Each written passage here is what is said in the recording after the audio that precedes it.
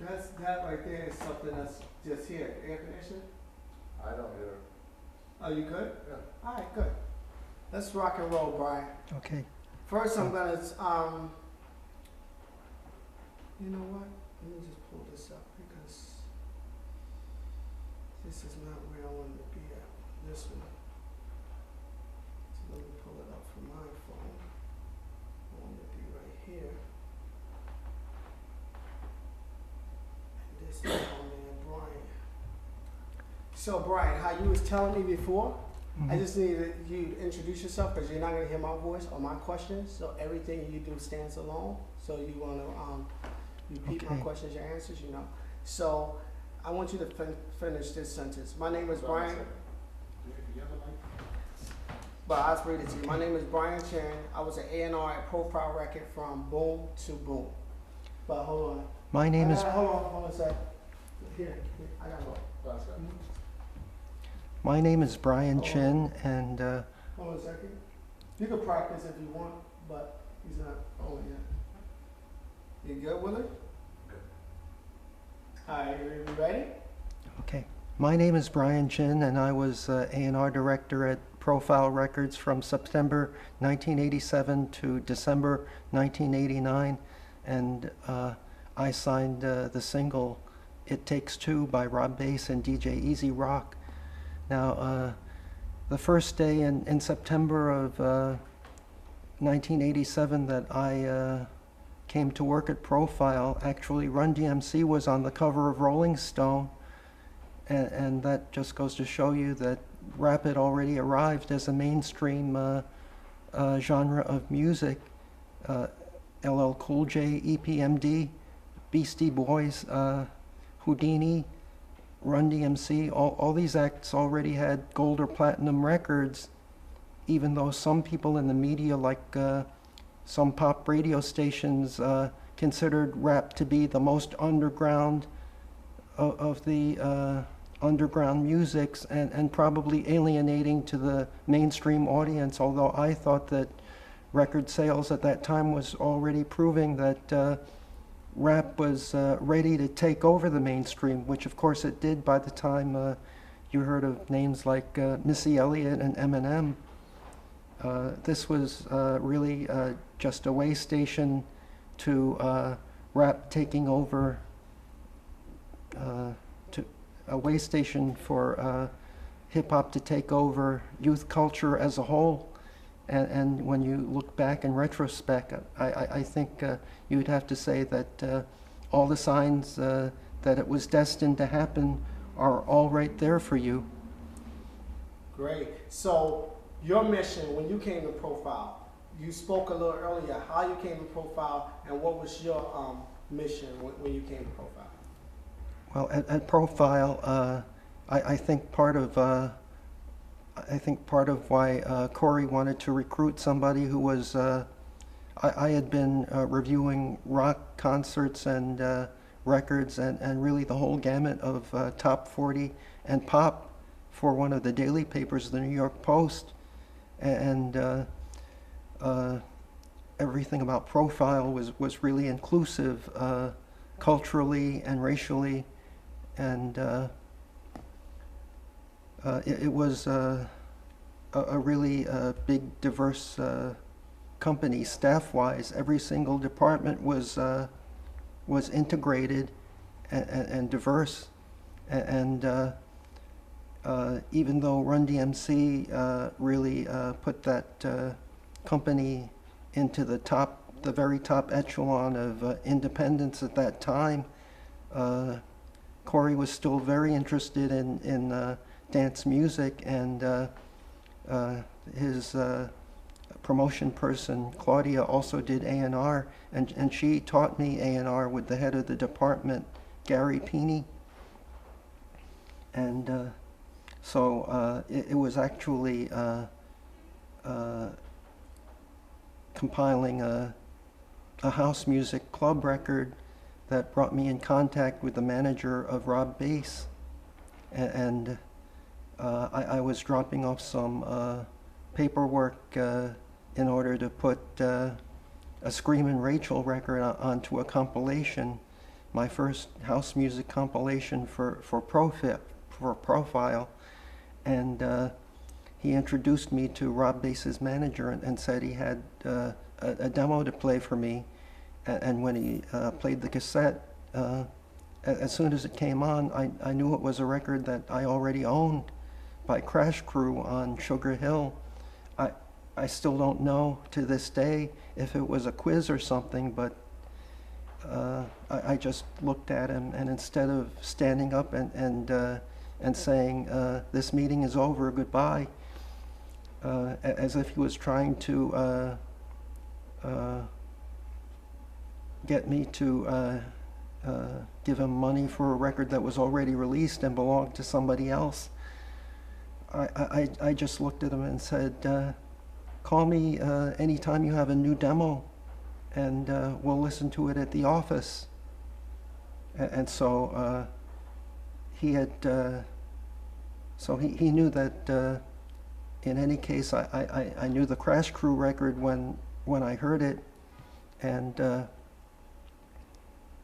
few weeks later, I did get a call from him, and I got a cassette, which I still have, although I don't know if it plays still, with the original demo of It Takes Two, which is just exactly the same as the record as it came out, except for one detail, which I'll tell you about later.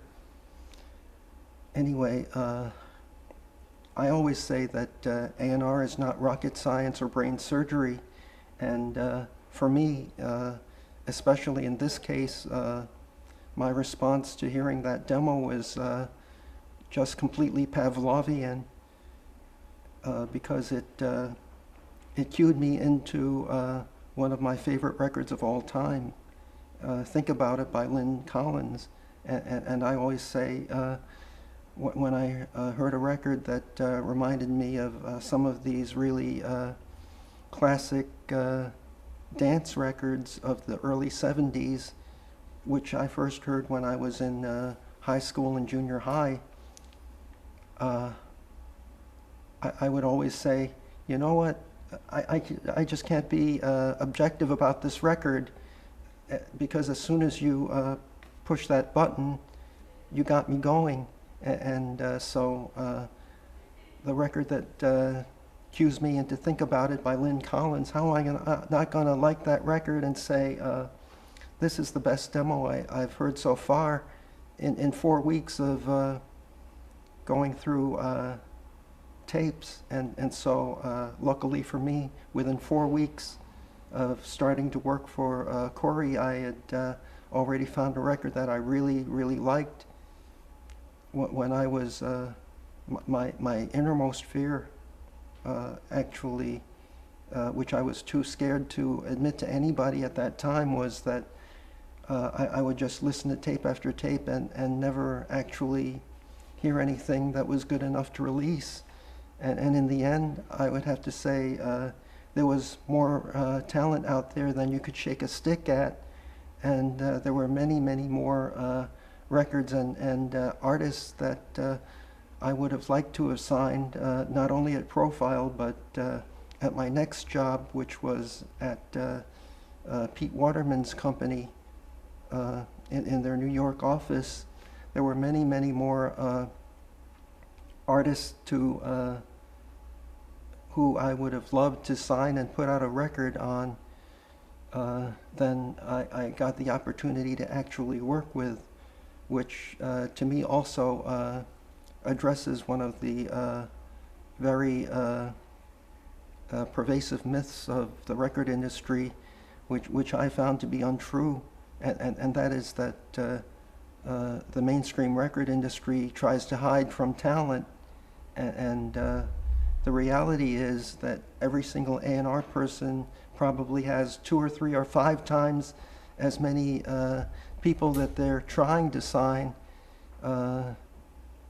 compared to the number that they actually successfully make a deal with and finish a record and release it, because that's a really long and involved process, getting the contract done and then completing an album and then releasing that album and marketing it. That's a really big job, and it only got bigger in the age of video and the internet, because there were so many more media for you to cover. Huh? I don't need to go. Huh? He's gonna quiet them down a little. Okay.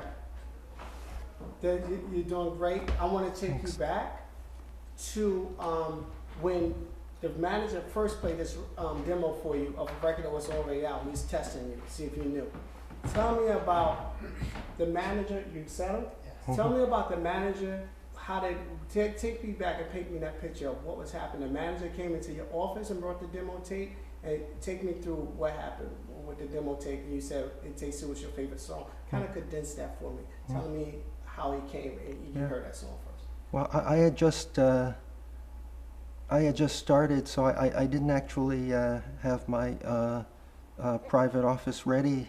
I was sitting actually in the front room with 2 or 3 other people in the administration and our national promotion person, and our desks were basically the 3 of us were in a row behind the receptionist, so we were right out in the lobby actually, and when I started, I just sat with a boombox, and when people would come in with their demo tapes, I would just put them in the boombox and listen to them at my desk.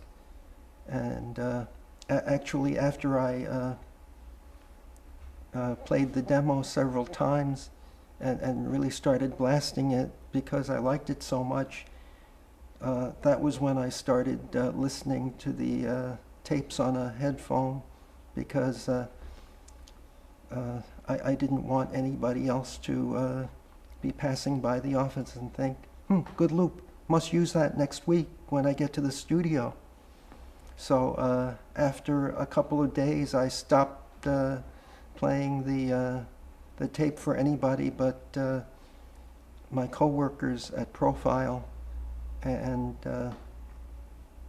as it happened, we were the first to come with a record on that particular loop, even though I think that there were so many things about it that were unique that it would have been competitive, and not only competitive but downright contrary, and thereby make its place in the market on its own merits. So now you said you was the first one to release a record. Well, you're familiar with the Roxanne Shante record? yes. Tell me about that record, how, if that was a threat to you, and did that predate your record? And tell me the response on why you think that record didn't get as big as your record.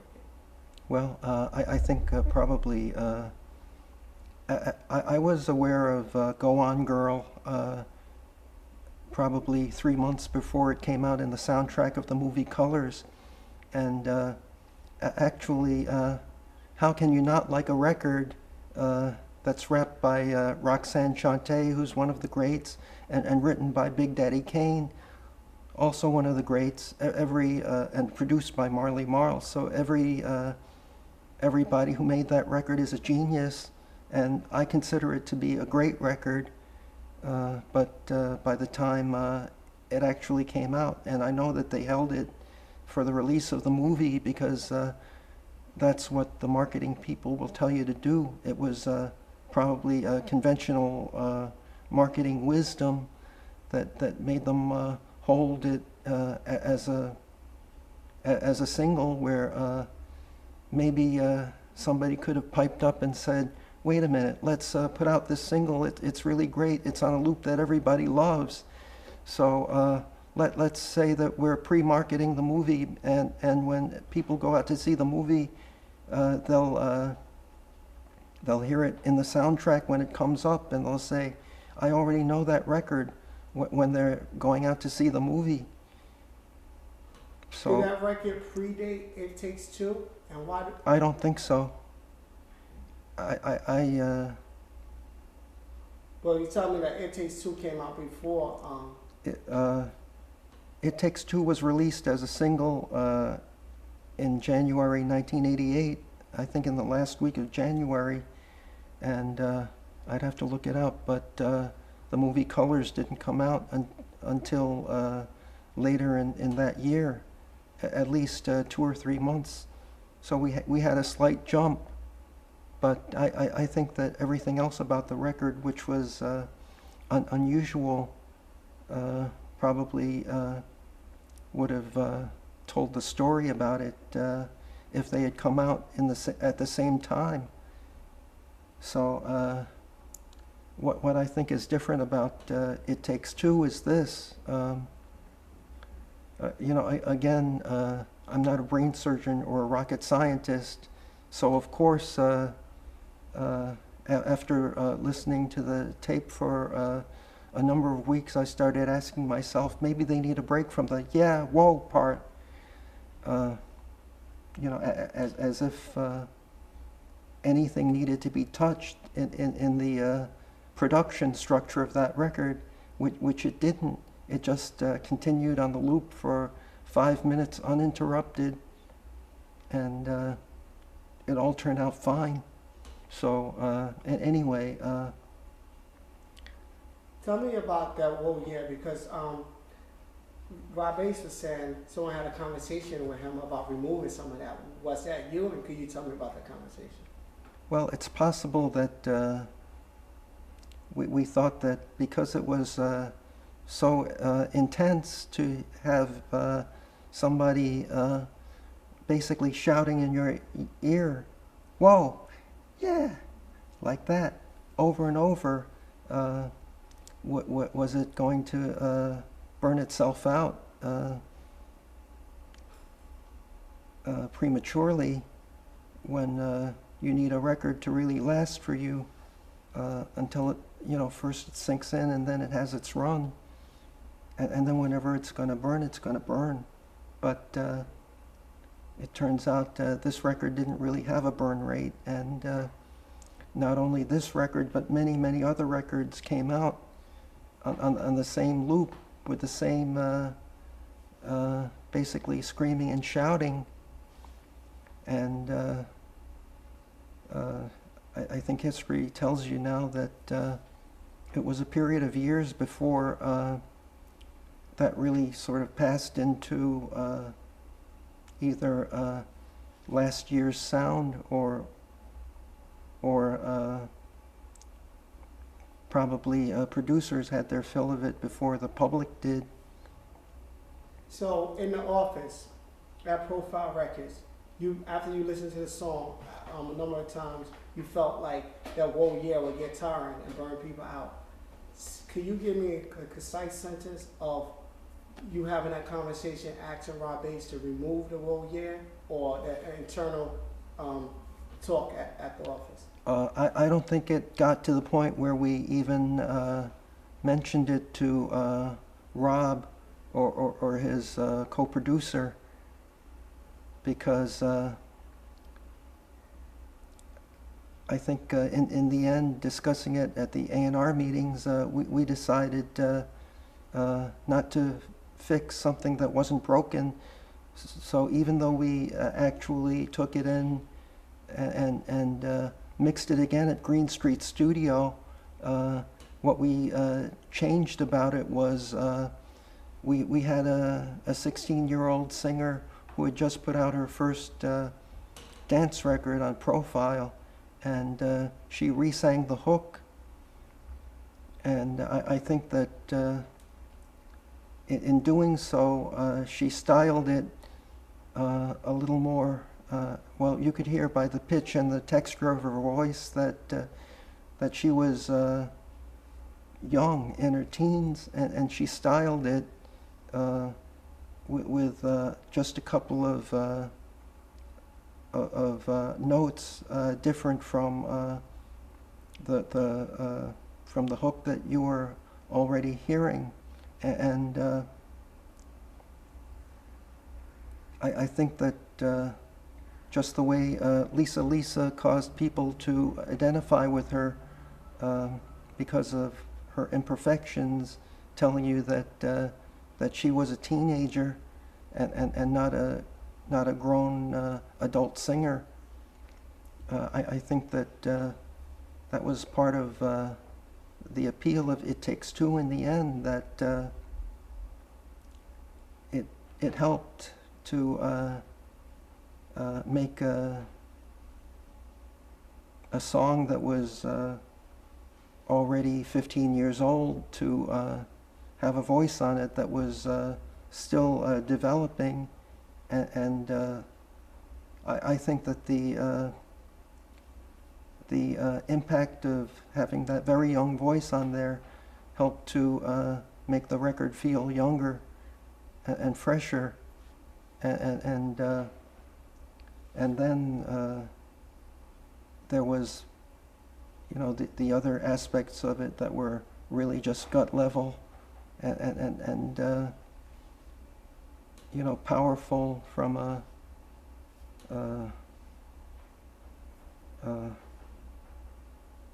visceral standpoint, and that was part of why in the end we thought, let's not put a break into this record, because they knew enough to really get the drum programming right, and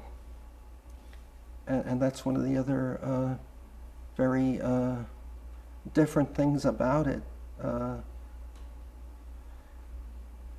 Well, when I was still writing for Billboard, maybe 18 months before, I had a conversation with Herbie Lovebug Azar, the producer of Salt and Pepper,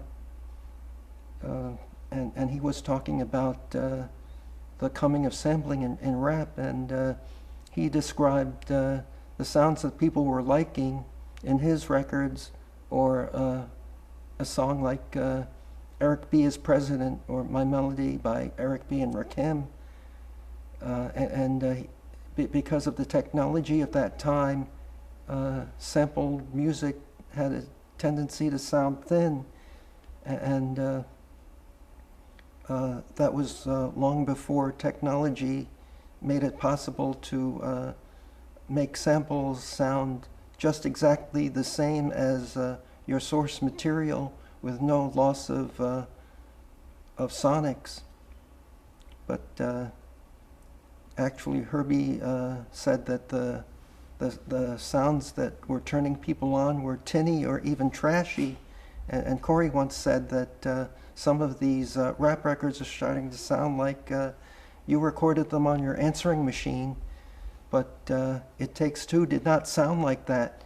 It had a really big, smooth kick drum on the bottom, and it had an extremely sparkly top in the high frequency for several reasons. First of all, Rob's voice has this sort of a ping on the top of it, so when he shouted, it tended to hit your ear in a very high frequency way, which was very exciting when you played that song at high volume in a club.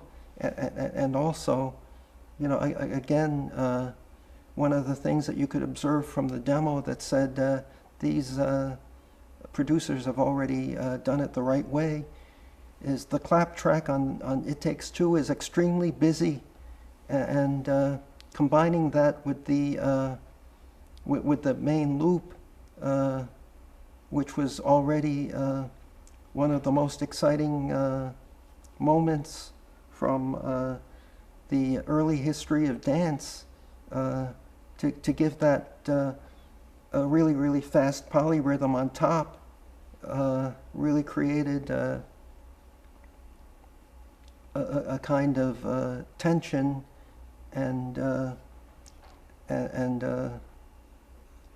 it just motivated you when you heard it, because you heard a familiar thing that was already like one of my favorite records, and then they added something to it that was it was perfect on the top, but it also made it also made a new rhythm that was even faster, and it tended to make people just feel hyper as soon as the beat started, and then you heard this very busy clapping.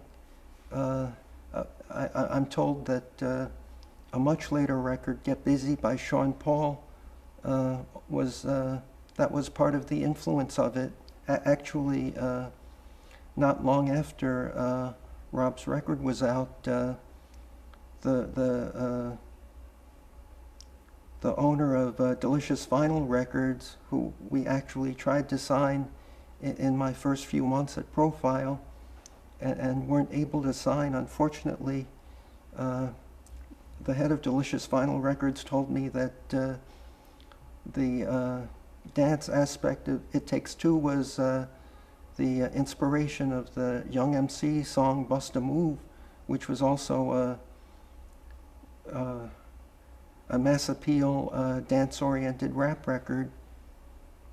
And both of them came out just prior to NWA just changing the entire cultural and social agenda of rap. And that was one thing that I couldn't foresee, quite honestly. But in any case,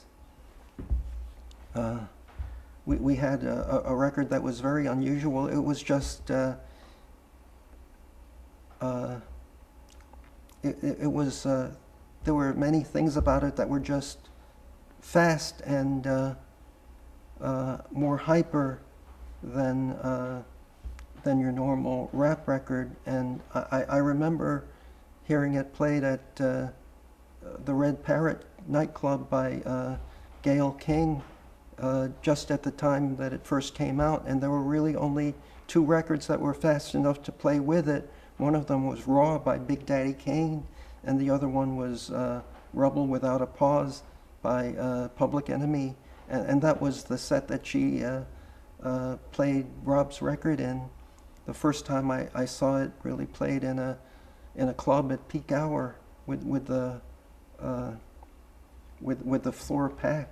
And needless to say, it did not clear the floor or anything.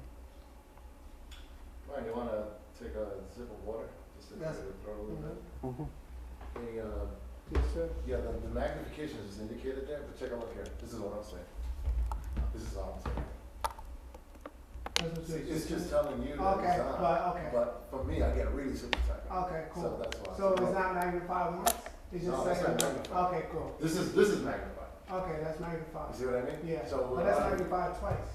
right, exactly. So this is showing you what you're gonna. This is showing our you. actual. Okay. That's the actual. This is just my magnification. You got you. So Brian, I don't want you to, think that. he moved a little. Yeah, I am. Can you put to your right a little? Good, you're good, Brian. Okay. So listen, what you're telling me is good stuff. Let me get back into like breaking ahead. Take me from how you gave it to Corey. I know you had an A&R meeting. What was that process like? Was it an easy sign, or do you have to do any convincing to Corey? And then seeing the record becomes the hit. Take me through that journey. Well, I'm sure that for Corey it was a routine signing of a single, and basically you sign the single and you get a small advance because it's an independent company, and then you split the publishing ownership with Profile's song publisher, and that was basically those were both probably deal break points for Profile.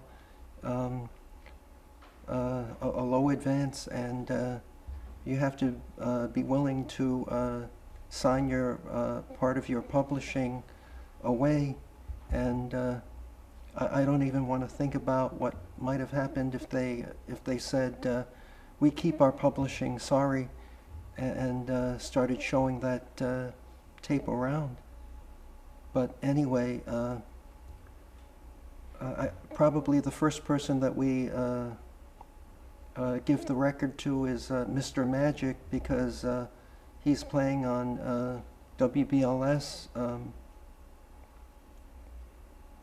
every weekend on their rap show, and it's a must listen for all the teenagers in the city, and so that's got to be one of the first ways in which a profile record gets exposed. But also Red Alert, who's Mr. Magic's competitor as a radio host, but old friends with everybody at the company because he played so many records and made them sell. I think DJs like that who did clubs and radio shows were really universal friends of just everybody in the record business because they made your record go and made your roster into a hit roster. Good. So you started at the mix shows. Take me from the process of getting from the Red Alert to getting to the mainstream radio. What was that journey like? Okay. Well, what we okay. So after the record starts playing on mix shows and you supply promos to the DJ pools and they start working with it, and hopefully the DJs get interested in it enough on a national level so that they're playing your record all across the country, and it's selling to the club going underground, and the artist is starting to play some shows and start to work on that level.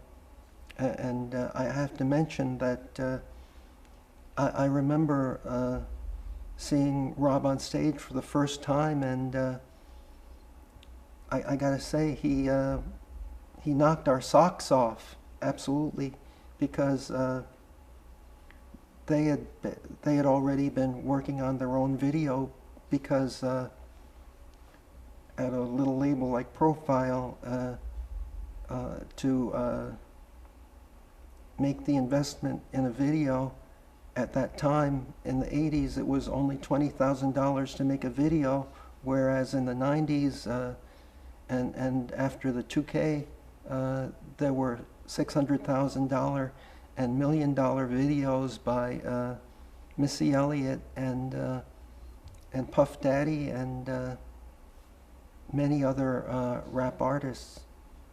But anyway, I can say for sure that the first time I heard the word album and video cross Corey's mouth was after seeing them on stage at the World performing It Takes Two, because we saw them at the edge of the stage, just sort of waiting for the DJ to start the instrumental of B-side of their record, and they ran out to the center of the stage and they started dancing so hard while he was doing the rap. He had two dancers with him, and their routine was just amazing. Again, this record was way faster than the typical rap records that were underground hits and crossing over at that time. How long did it? And Go ahead.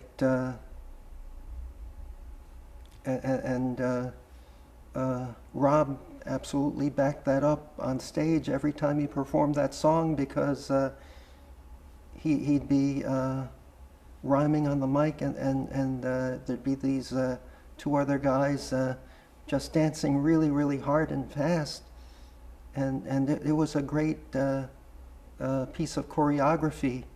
And as a matter of fact, if you look at the video now from 1987, at the beginning of it, you see a whole crowd of people doing a very simple dance step, just sort of move forward and clap, and then step on the other foot. And actually, the original video director had a really powerful idea, because they did that slightly in slow motion, which made you feel like the rhythm of the record itself was trying to explode off of your TV screen, because the sound was fast, but the video was slightly slow, and it actually was a subconscious way of making you just feel in your gut the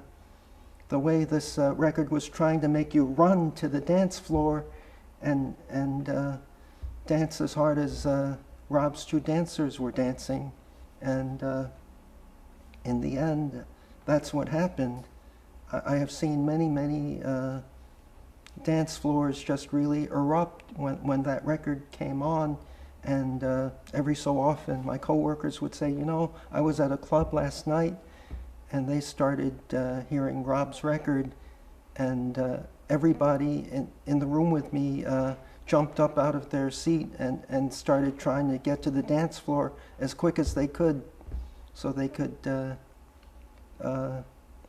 be on the dance floor while the record was playing as quick as possible. And you know, I've done that too when I heard my favorite record come on at clubs that I've been to.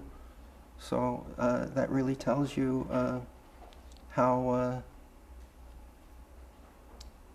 deeply that record was really sinking into the consciousness of DJs and kids who were going to clubs. And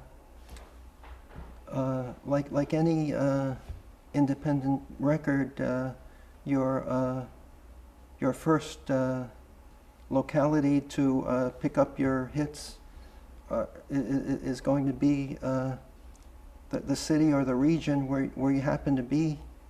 So obviously, you know, Luke Skywalker's records break out of Florida, and Profile's records or Select or Sleeping Bag, they're going to start in New York. But once the record started playing, as I mentioned, it didn't seem to have a burn at all, and it stayed in peak time for a number of months. And you know, in the springtime, I was just grateful and relieved to see that the record kept playing enough for it to sell like a hit rap record. But it kept playing through the spring up until the summer, and June or July, there was this big music conference where people from all over the country and all over the world come into the city. And there are speeches and workshops and panels. And at the New Music Seminar in the summer of 1988, It Takes Two was still the record of the night all over New York. So everybody who came in, every DJ that came into the city, saw firsthand how powerful that record could be, and how motivating it was for your audience when you put it on. And so many DJs, and both club DJs and radio DJs probably went back from the New Music Seminar that year and said, this is not an alienating rap record. This rap record is reaching every part of the market, and it can be the record of our night too. Great story. Now, tell me about the first time you met Rob Bass, and how did that meeting go? And then the relationship that you formed with him after that. I'm trying to visualize in my mind the times that we were together. I'd have to say that being so young in the industry at that time, I didn't exactly sit the two of them down and get and sort of have a meeting with them to talk about their career and their ambitions and dreams, which I did that a lot afterwards. What I did do is because I had just arrived at the company and none of my records were out, I was looking for things to do, and so I set about to write a labeled bio for everyone of the artists that had a record out at that time. So I wrote a bio for Dana Dane and a bio for Judy Torres, who had 2 #1 records in Miami at once. And I interviewed Rob and Skip and wrote up a bio for them. And so I would say, you know, you hear this a million times about basically every artist that, you know, they're the quietest and nicest and most unassuming and humble people when you're just sort of there in real life, one-on-one. And then when they're on the stage, they get in their zone and they're somebody new, which is possibly why they are artists with dreams of performing music all their lives, and that transformation in the moment of being in the studio or on stage, you know, that's the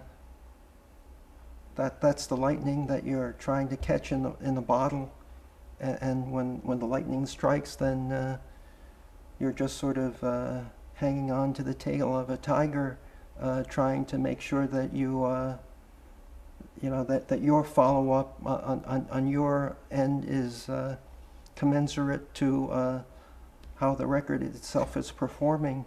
And certainly, It Takes Two was like a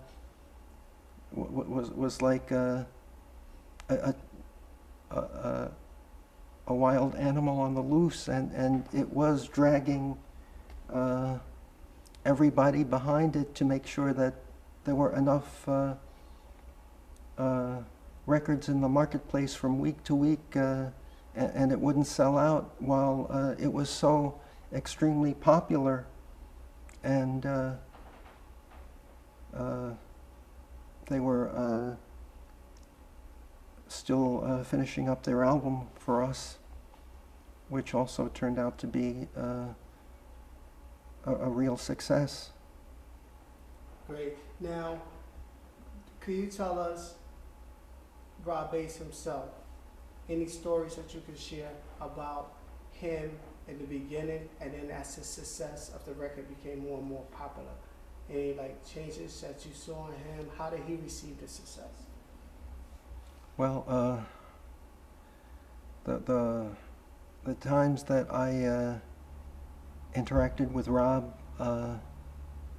were really work related, and the times I was at a photo shoot with him, for example, all I can really say is that he and Skip always showed up ready for work, and that was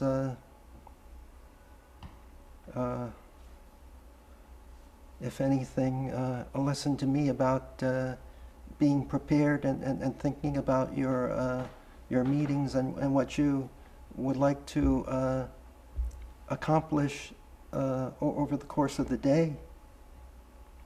And I would say that when Rob and Skip were asked to do something or be somewhere, they always showed up ready to get the job done, and they did it in a really exceptional way. And when Skip passed away recently, my first thought was, I'm grateful that they chose me to share their season.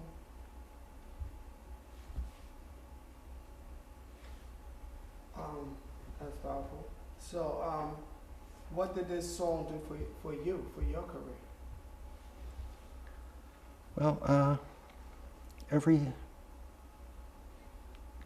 hit song, there's a saying that every success has many fathers, and every failure is an orphan. So to raise my hand as one of the fathers of this success was, it meant everything for me, especially since I came to rap really as an outsider. When I started reviewing dance records, a couple of people said to me, you don't look like the kind of guy that hangs around in a club, which wasn't really true at all. And I'm pretty sure that over a couple of years of having meetings with rap producers playing their demos and stuff, I think it was probably really amusing to a lot of them that I'd put in their tape, and then about 4 or 5 bars in, I'd start trying to name the sample, and if I was right, then they were probably impressed with my knowledge. Again, in the case of It Takes Two,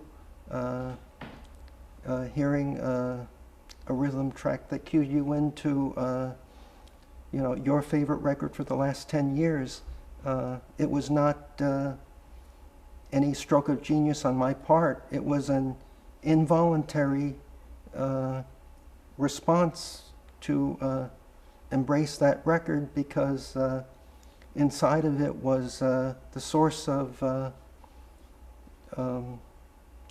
when you just think of, now I go to wedding receptions in my family, and when my nephew got married, and at the reception they played It Takes Two, and all of his friends went out, and nobody was sitting at the tables anymore. Everybody was out on the dance floor, and I said, this crowd has danced to this record many times already, and they've been to a lot of parties together, and they probably heard this record at those parties, a lot of them.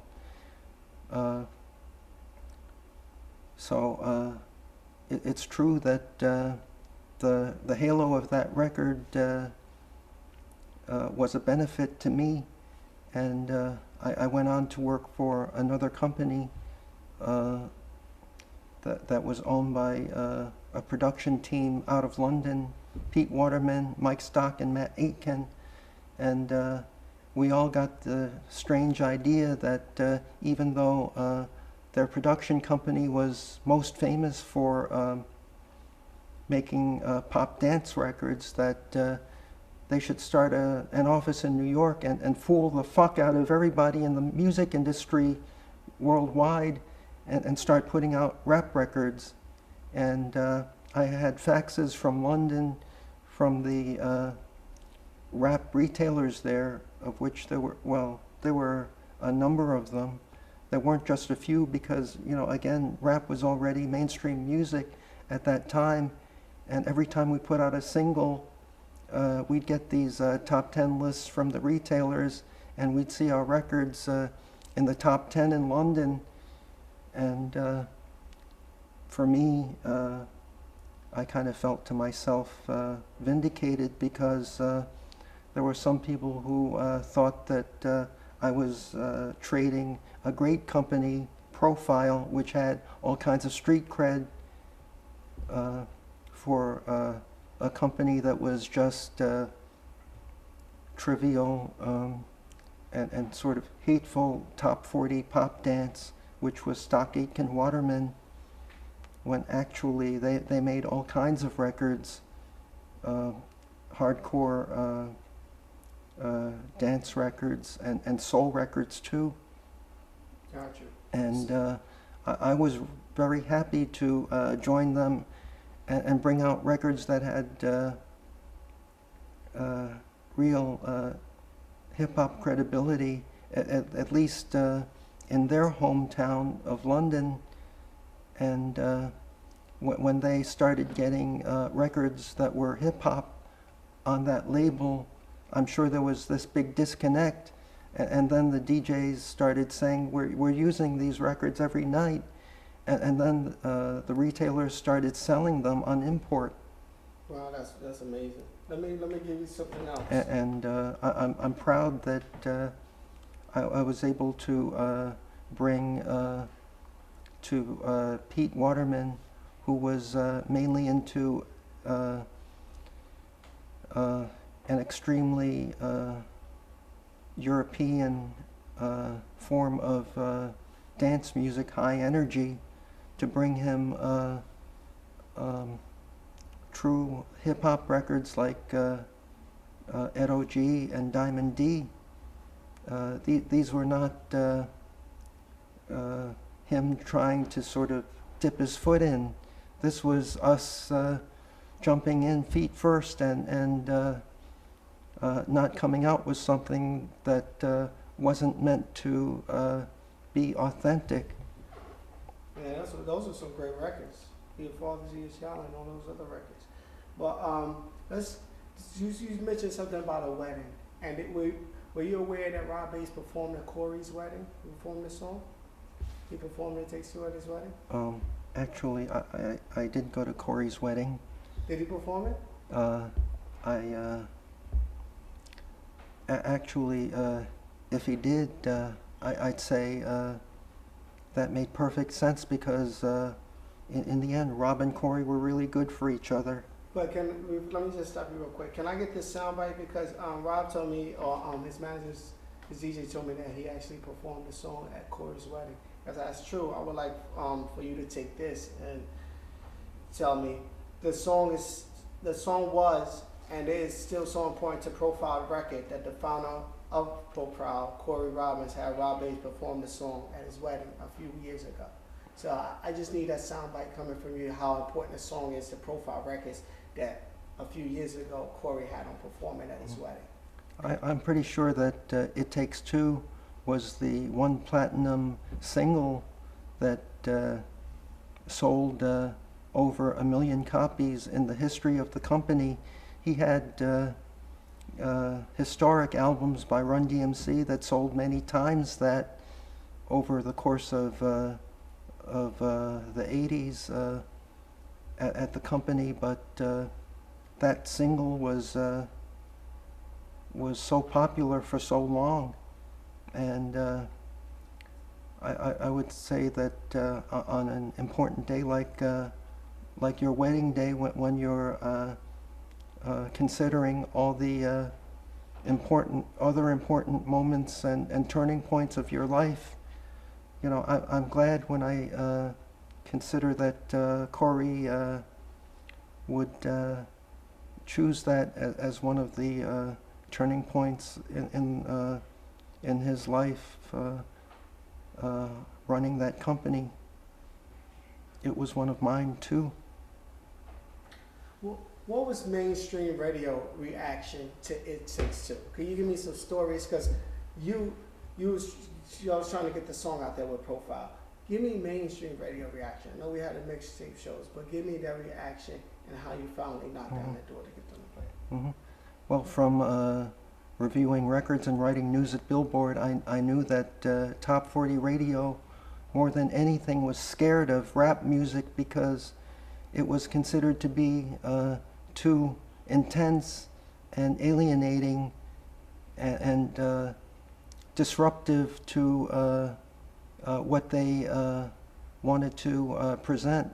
which would be just nonstop music or nonstop music and commercials. And the radio stations used to say, rap is a tune-out. And I think that our record and numerous other records proved that rap music was not a tune-out for top 40 radio. It was a magnet in the end, and that's just telling you what conventional wisdom in the music industry will get you, and the fear of rap music really kept the major labels from even involving themselves with rap until years after the independents had already proven it to be the engine of the music industry. Of course, when the majors came in, they basically marched all the independents off of a cliff. But the major labels made a decision collectively to just abstain, and into that void came great independent labels like Profile, Select, and Fourth and Broadway, and that's why independent labels is where you will find the early classics of rap like Roxanne by UTFO, and It Takes Two, and Walk This Way by Run DMC, and even Def Jam, which they got their deal with Columbia in around 1985, and they immediately had hits with LL Cool J and the Beastie Boys. Great. Let's keep going. It Takes Two for a little bit. So mainstream radio, they really did, they started responding to it when? Top 40 radio at that time had a tendency to that they considered rap to be so unconducive to their programming that you got the feeling that every time they put a rap record into rotation reluctantly, they would make a resolution to slam the door, and the strange thing was, again, you had the unforeseen consequence that if you were that one record that was getting all of the attention, and the stations were turning down every other rap record, it had a tendency to focus airplay on the one record, and then it made the one record that they were playing so much bigger, and essentially disproving their theory about it, because It Takes Two or Wild Thing, which came right behind It Takes Two, and Push It, that came right behind that, after they reluctantly added those records to rotation and more or less ostracized everything else. It had the effect of making those rap records even bigger, because your other competition from the other hit rap records that were around at that time was being silenced by Top 40 radio, because they couldn't imagine, I guess until at least a decade of having gigantic rap records like Humpty Dance by Digital Underground, Jump Around by House of Pain, and all the Coolio records that eventually those radio stations had to realize that you could play two rap records in the same week, or even 2 or 3 rap records in a row, and not lose your listener. And at that time, when it started getting to the early 90s, actually dance music radio was turning into primarily hip hop. And so you had entire radio station playlists that were primarily hip hop, or all hip hop, and the what broke up the wall-to-wall hip hop on those stations was the new R&B, which was basically hip hop tracks with a young vocalist like Mary J. Blige or Soul to Soul in the very early days. I'm gonna just stop you real quick, because our focus is just gonna be on that 87 and It Takes Two. But you're giving great information, like how it evolved to where it is. But I just want to keep our focus on like the It Takes Two and that era. So tell me, what was your job? What was your job description, and what was the things that you did? Well, it was my job to supervise the finishing of each single and album, and making sure that there was progress being made to complete each project, so it was ready to be mastered and released. And Rob and William Hamilton, his manager, were constantly going ahead and doing stuff before asking us for permission or support, because probably because Rob was making so much money doing shows that they had enough money to hire a video director on their own, and they brought it to us to show us after the fact at the office, the original video of It Takes Two. And after viewing it, Corey and my other co-workers felt that it could be polished a little bit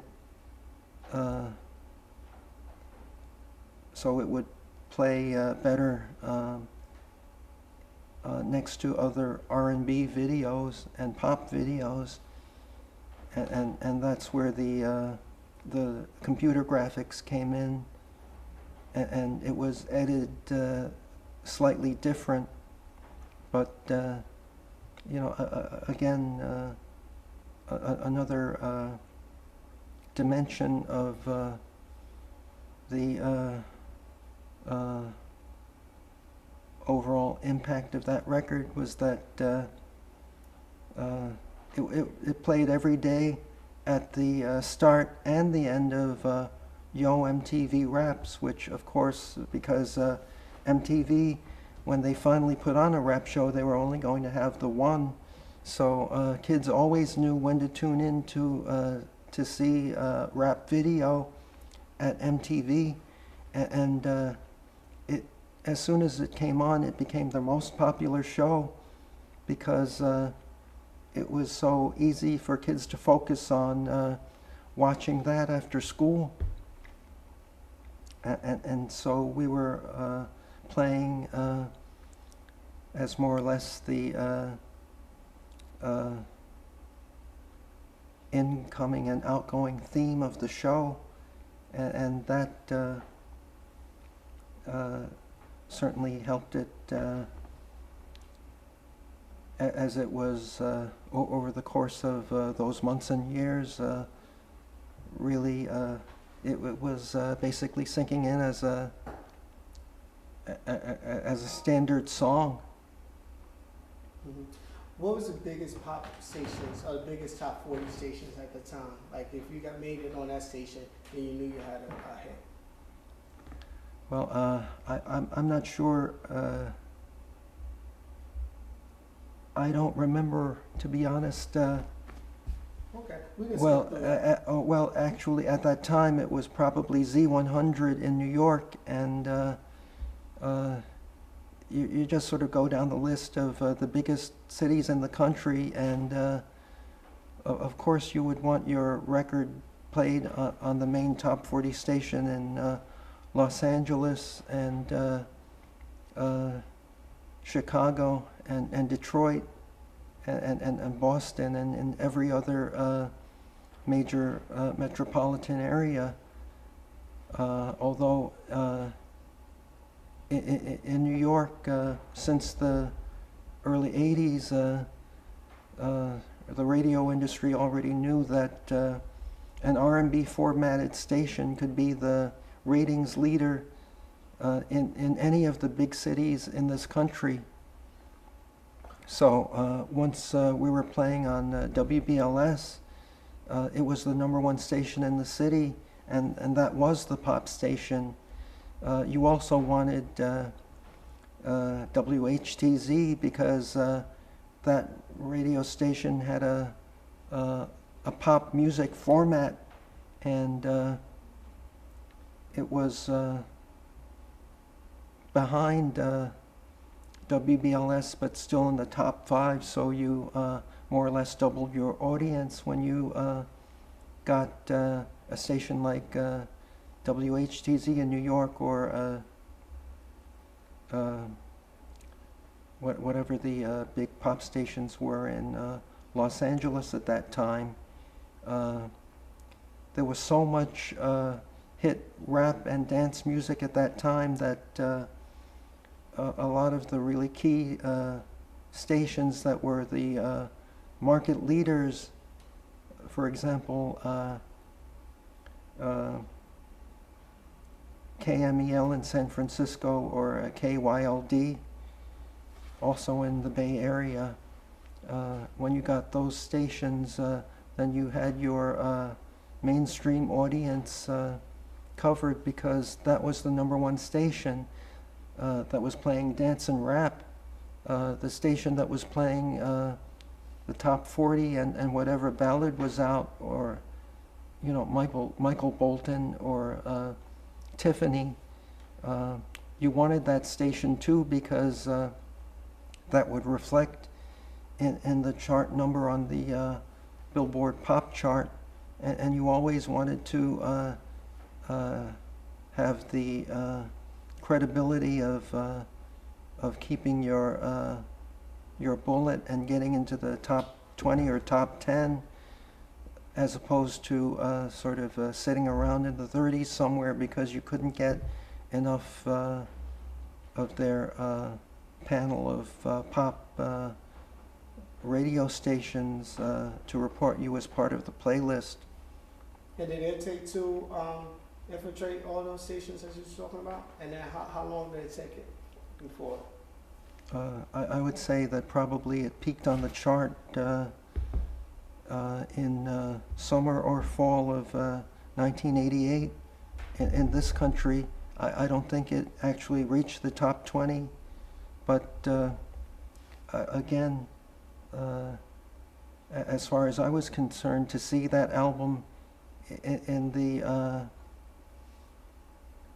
R&B top 5 for nearly a year, and to see it on the R&B chart for even longer than that was that was the be-all and the end-all of it for me. We knew that you know, by the sheer number of sales it was getting, and it was another few years before the rest of the industry really absorbed that as a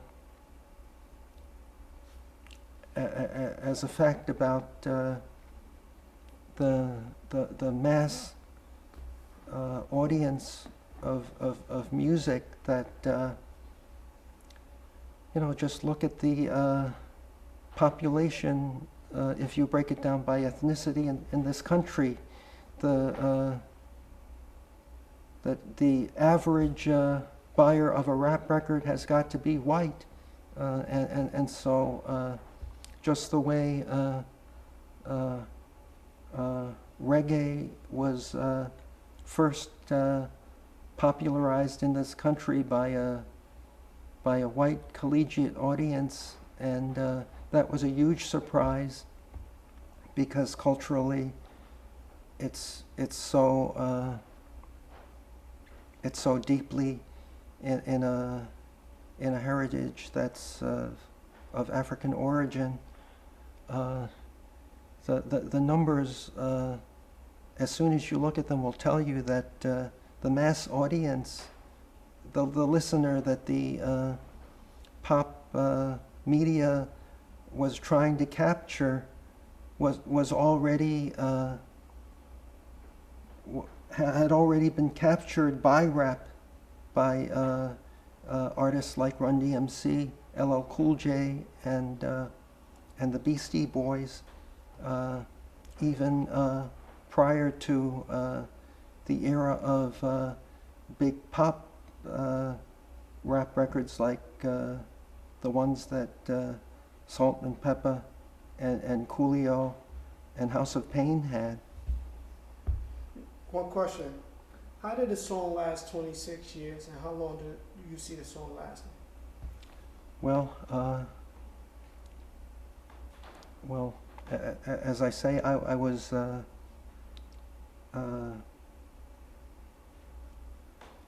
I was impressed from first hearing it that it was timeless enough to be fresh sounding and really motivating, and it was the it was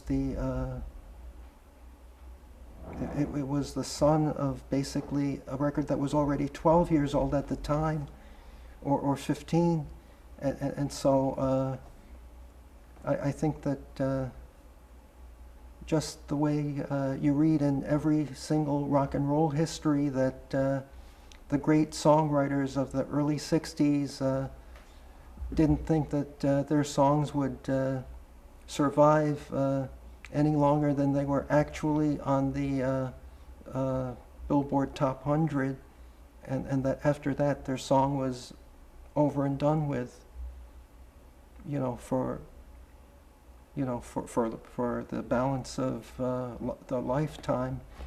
And then they started realizing that 10 and 20 and 30 and 40 years afterwards, now we have a Broadway show about the Four Seasons and Carole King, and you already had the Broadway show about ABBA, and really pop culture like this is timeless, and do I think we'll be discussing this music? I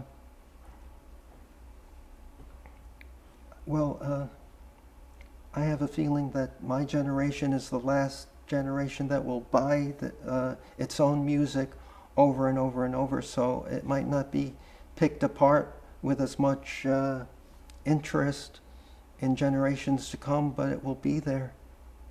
Great. Now we're going to almost close this up. What's your favorite line in the song? It takes two. Tell me your favorite line is. Stay away from me if you're contagious. That was, I used to be so upset and hurt by what the mainstream record industry and what rock critics were saying about rap, that you couldn't tell any of the artists apart. And I said, wait a minute, you can tell an entire industry full of actors and actresses apart, and as a matter of fact, you can name 10 or 15 of them at a time, just off the top of your head.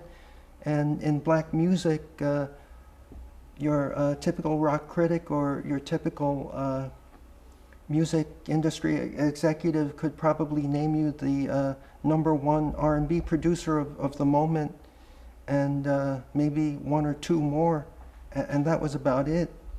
And that the depth of the talent base out there was just ridiculous at that time, and I feel I lived that as a reality when I was trying to pick the tapes out of the sea of demos that was out there. Whereas I just knew there were 5 or 10 different people to go to who were truly gifted, and most of the music media, most of the record industry, and most of the radio media would say, besides Teddy Riley, I got nothing, or besides Jam and Lewis, I don't really know anybody else.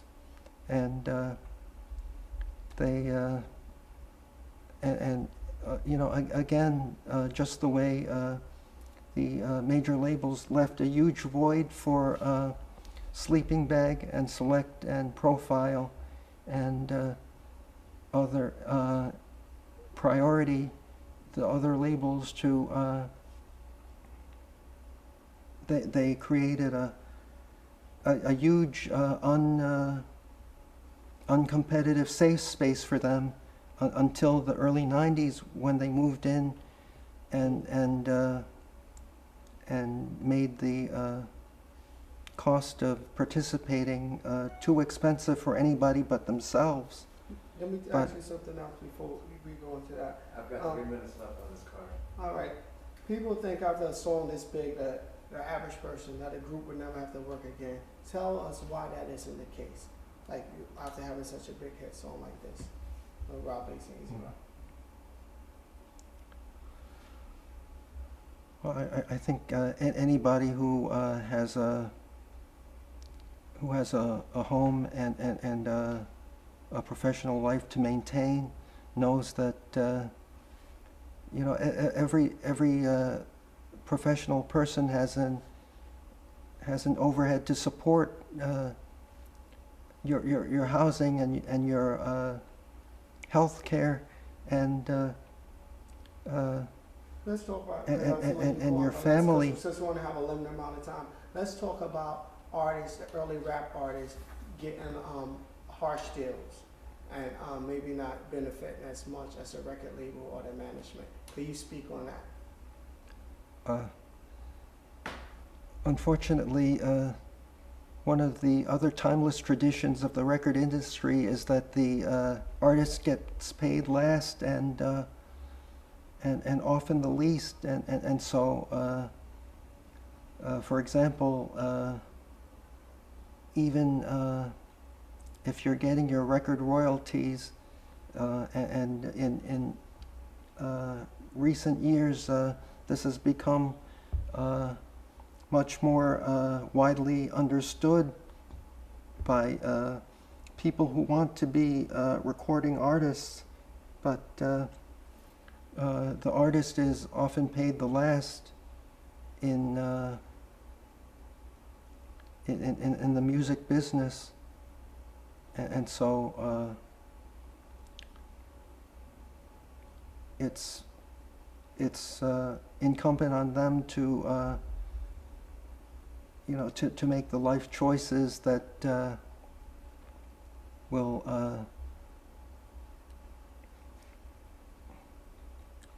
You got it. I got what it means. Yes. Tell me, is this the biggest record signing of your life?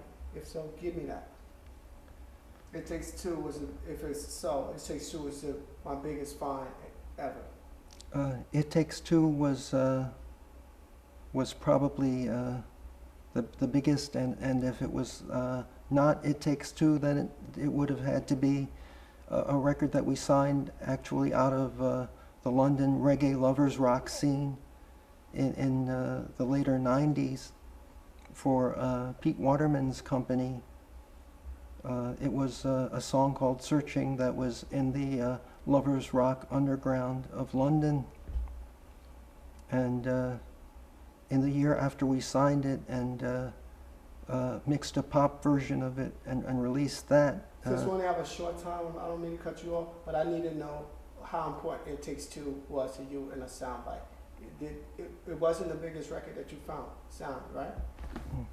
Was It Takes Two one of the biggest records that you found? If so, could you just give me, It Takes Two was one of the biggest records of my career, finally.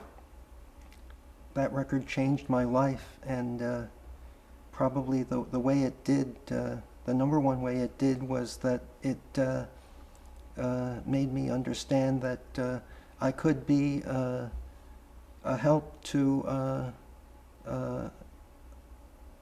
a record label if they'd hire me. And after 5 years of basically my way of putting light onto talented people and trying to help them contact each other to do business was to write a review and give out phone numbers. And I know that on Friday afternoon when people started reading my column in Billboard, phone calls were being made. And after starting to work for Profile, I was trying to make those calls and doing the same thing in a more direct way. And It Takes Two proved to me that I could make a contribution that was worthwhile. Wonderful. That last bite you got, we got that, Willie? Yeah, we got it on one. We ran out of the one. On the line? Yeah. And the closest, but we need it anyway. Yeah. All right, that's great. Willie, is there anything else while he's here we may need? No, I think you kind of